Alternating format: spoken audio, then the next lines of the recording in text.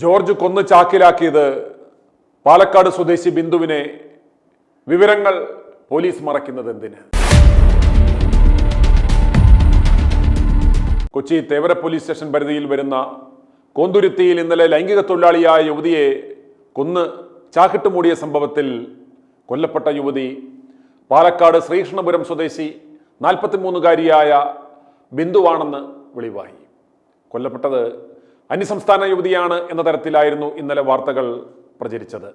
എന്നാൽ കൊലപാതകം നടത്തിയത് കോന്തുരുത്തി പ്രതിഭാനഗർ കോടിയന്തറ വീട്ടിൽ 61-കാരനായ കെ ജോർജ് ആണെന്നും അദ്ദേഹത്തിന് ഭാര്യയും ഒരു മകളുമുണ്ടെന്നും മകൻ UK പഠിക്കുകയാണെന്നും മകളെ വിവാഹം കഴിച്ച് അയച്ചിരിക്കുന്നത് മുണ്ടക്കയത്താണെന്നും മകളുടെ കുട്ടിയുടെ ബർത്ത്ഡേ ആഘോഷത്തിന് പോയ സമയത്താണ് ഈ സംഭവം നടന്നതടക്കം ഇന്നലെ ACP തന്നെ വിശദമായി മാധ്യമങ്ങളോട് വെളിപ്പെടുത്തിയിരുന്നു.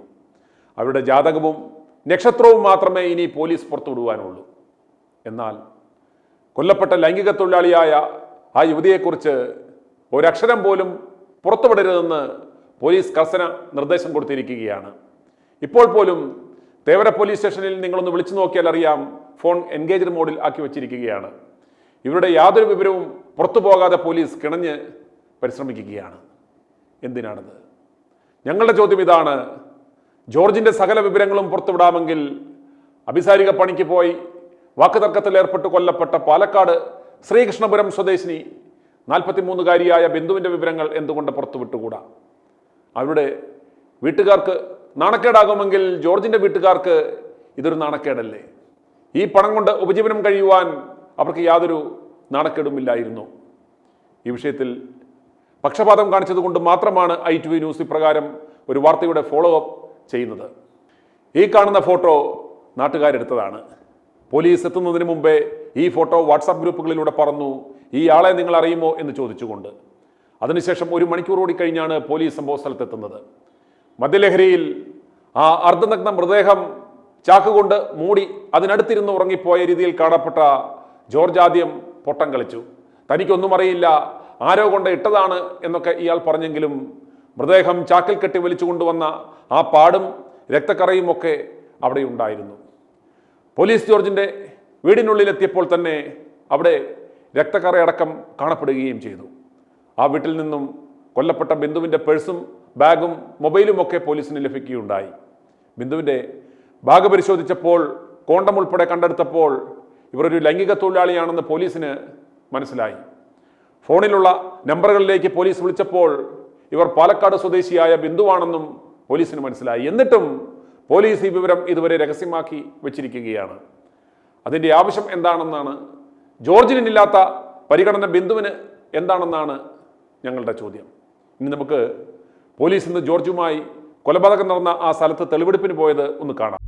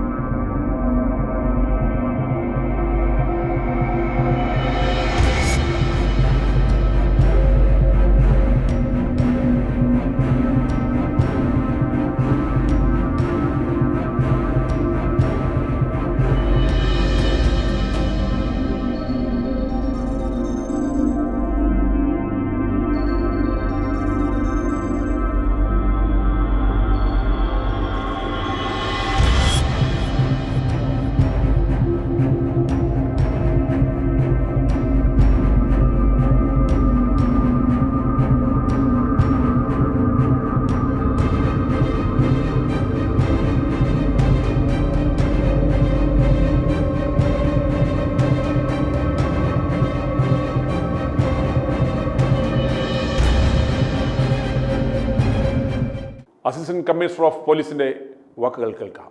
പുറത്ത് ഡ്രെയിനേജിൽ കൊണ്ട് കളയാൻ വേണ്ടി കൊണ്ടുവരുന്ന പാർട്ടായിരുന്നു. അപ്പോൾ അന്നേരത്തേക്ക് നേരം ഒരു 5 മണി അടുപ്പിച്ച സമയമായിട്ടുണ്ട്. പട്ടിയുടെ ഡെഡ് ബോഡിയാണ്, അന്ന് കളയാൻ സഹായിക്കണം എന്നൊക്കെ പറഞ്ഞ് 1-2 പേരോടൊക്കെ സഹായം ചോദിച്ചിട്ടുണ്ട്. അവരൊക്കെ വന്നിട്ട് മദ്യപിച്ചിട്ട് സഹായിക്കാൻ ബിൽഡിങ്ങിനൊക്കെ പറയാതെ സംശയം തോന്നി അവിടുന്ന് പോവുകയാണ് ചെയ്തിട്ടുള്ളത്. പക്ഷേ ജോർജ് വലിച്ചുകൊണ്ട് പോയി ബോഡി കളയാനായിട്ട് നോക്കിയാലും അവിടെ വെച്ച് ജോർജും ശരീരം കുഴഞ്ഞു. അതുകൊണ്ട് ജോർജ് പ്രത്യേകിച്ചൊരു കഥയുണ്ടാക്കി ആരോ കൊലപ്പെടുത്തി ജോർജിനെയും ശരീരമായിട്ട് ഉപദ്രവിക്കാൻ ശ്രമിച്ചു. മരണപ്പെട്ടത് ആരാണെന്ന് ജോർജിന് അറിയത്തില്ല. അങ്ങനെ കഥയുണ്ടാക്കി. ഇന്നലെ രാവിലെ 6:15 ഹരിതകർമ്മസേനയിലെ തൊഴിലാളികളാണ് മൃതദേഹത്തിന് സമീപം ജോർജ് മദ്യലഹരിയിൽ തളർന്നുറങ്ങുന്നത് ആദ്യം കണ്ടത്. അവർ ഉടനെ കൗൺസിലറെ വിവരം അറിയിക്കുകയും കൗൺസിലർ പോലീസിനെ ഉടനെ വിവരം അറിയിക്കുകയുമായിരുന്നു. കയറും കൊല നടത്തുവാൻ ഉപയോഗിച്ച കമ്പിപ്പാരയും പോലീസ് വീടിനുള്ളിൽ നിന്ന് തന്നെ കണ്ടെടുത്തിട്ടുണ്ട്. കൊലപാതകം നടന്ന വീട്ടിൽ നിന്ന് 1/2 കിലോമീറ്റർ അകലെയുള്ള TK സന്തോഷ് എന്നയാളുടെ അപ്പക്കടയിൽ നിന്നാണ് ജോർജ് മൃതദേഹം മൂടുവാനുള്ള ചാക്കുകൾ വാങ്ങിയത്. നാട്ടിൽ മറ്റു പലരും വിവിധ ആവശ്യങ്ങൾക്കായി ചാക്കുകൾ വാങ്ങാറുള്ളതിനാൽ സംശയം തോന്നിയില്ലെന്ന് ഇദ്ദേഹം പറയുന്നു. മകളുടെ കുഞ്ഞിൻ്റെ പിറന്നാളാഘോഷങ്ങളിൽ പങ്കെടുക്കുവാൻ ഇന്നലെ വൈകിട്ട് പൊൻകുന്നത്തേക്ക് ചെല്ലുമെന്നാണ് ഭാര്യയോട് ജോർജ് പറഞ്ഞിരുന്നത്. വെള്ളിയാഴ്ച ഉച്ചയ്ക്ക് ഭാര്യ ഫോണിൽ സംസാരിച്ചിരുന്നു. പിന്നീട് വിളിച്ചില്ലെന്നാണ് ഭാര്യ പറയുന്നത്. 25 കൊല്ലം മുമ്പ് വയനാട്ടിൽ നിന്ന് എത്തിയതാണ് ജോർജും കുടുംബവും തേവരയിൽ. 15 കൊല്ലം മുമ്പാണ് ഇവർ താമസിക്കുന്ന വീട് വാങ്ങിയത്. ഓടിട്ട ഈ വീട് പകുത്ത് 2 മുറി ഇതര സംസ്ഥാനക്കാർക്ക് വാടകയ്ക്ക് നൽകിയിട്ടുണ്ട്. കൊല നടക്കുമ്പോൾ ഇതര സംസ്ഥാനക്കാർ വീട്ടിലുണ്ടായിരുന്നു. എന്തോ വീഴുന്ന വലിയ ഒച്ച കേട്ടെങ്കിലും പുറത്തിറങ്ങിയില്ല എന്നാണ് ഇവർ പോലീസിനോട് പറഞ്ഞത്. പ്രായമായ ആളുകളെ പരിചരിക്കുന്ന ജോലിയായിരുന്നു ജോർജിന്. ജോലി കഴിഞ്ഞ് കയ്യിൽ പണമെത്തിക്കഴിഞ്ഞാൽ പിന്നെ തുടരെ മദ്യപിക്കുകയാണ് രീതിയെന്ന് നാട്ടുകാർ പറയുന്നു. i2i News, an eye for truth. i2i News subscribe ചെയ്തിട്ടില്ലാത്തവർ ഇപ്പോൾ തന്നെ സബ്സ്ക്രൈബ് ചെയ്യുക. നോട്ടിഫിക്കേഷൻ ലഭിക്കുവാൻ ബെൽ ബട്ടണും അമർത്തുക.